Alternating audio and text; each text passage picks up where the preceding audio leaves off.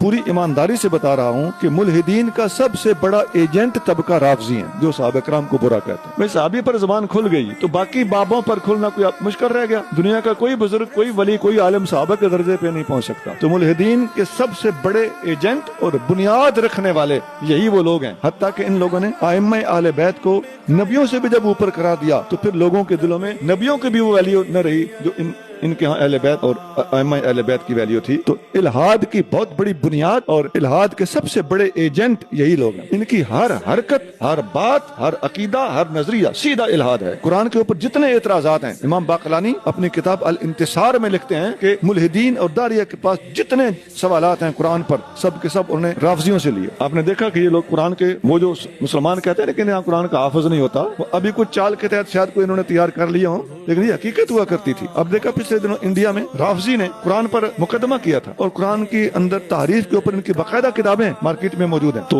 सैयदना अली मुर्तज़ा रज़ियल्लाहु अन्हु को खुदा कहना और नहजुल बलागा को खुदा की तसनीफ कहना, इस किस्म की बातें हैं कि ये तमाम इल्हाद और खालिस इल्हाद इन चीजों से साबित हो। ये इस मजहब के मैंने कुछ पहलू रखे हैं, वरना इनकी हर बात में इनका तकिया हो तो इल्हाद है, इनका तबर्रा हो तो इल्हाद है, और इनके जो बाकी अपने आप को मोमिन कहना, मुसलमानों को मुस्लिम कहना, ये सीधा सीधा अंबिया पर हिट है। क्योंकि कुरान के अंदर तो अना अव्वलुल मुस्लिमीन के अल्फाज आए हैं कि मैं सबसे पहला मुसलमान। इब्राहिम अलैहिस्सलाम खुद को मुसलमान कह रहे हैं, नबी करीम सल्लल्लाहु अलैहि वसल्लम खुद को मुसलमान कह रहे हैं। ये मुसलमान को मुनाफिक कहते हैं। इन्होंने मुनाफिक किसे कहा? नबियों को। तो ये सीधा सीधा इल्हाद है और इस्लाम से बगावत है। अब इनके यहाँ मुता है तो ये तो वही है, मेरा जिस्म मेरी मर्जी, लफ्ज बदला हुआ है, हकीकत तो वही है। तो ये मैंने आपको तसल्ली के लिए बाकायदा मजबूत बातें अर्ज की हैं कि इन लोगों का धर्म, इन लोगों का मजहब बिल्कुल इल्हाद है। हम जिन मुल्हिदीन के पीछे हम ये किताबें लिख रहे हैं और खिताबात कर रहे हैं, वहाँ हमारा बोलना दुरुस्त है, लेकिन हमें वो चोर दरवाजे भी नजर में रखने चाहिए जो इनका सबसे पहला मुआविन और इनसे भी बढ़कर जालिम और सबसे बड़ा गजब यह है कि इन्होंने इस्लाम का रूप अख्तियार किया हो। शुरू से अब तक जितना इस्लाम को नुकसान मुखालिफिन सहाबा के उन्वान से इन लोगों ने पहुंचाया है, मैंने मुखालिफिन सहाबा इनके कौल के मुताबिक कहा है। ये लोग मुखालिफिन अंबिया है, मुखालिफिन मुस्तफा है,